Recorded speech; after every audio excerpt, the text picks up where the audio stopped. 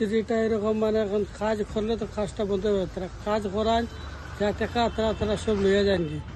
তারপরে নদীরও কাজ আর কিন্তু তারা কাজ করায় না, কাজ করার লাগে তারা আর কিন্তু তারা কাজ করাইব হয়ে করায় না, তারা কাজ করা না করে আমরা গোল সব ভাঙিয়ে গেছে, তামা সামা করে পয়সা লইয়া গেছে, কত টাকা আছে তারা সব লইয়া গেছে। কাম করে সরকার তো ওইটাই কম আবার কাম দেও, নিজে ইনকোয়ারি করে দেখো, দেখিয়া কাজটা সুন্দর করে করো, ওইটাই আবেদন সরকার।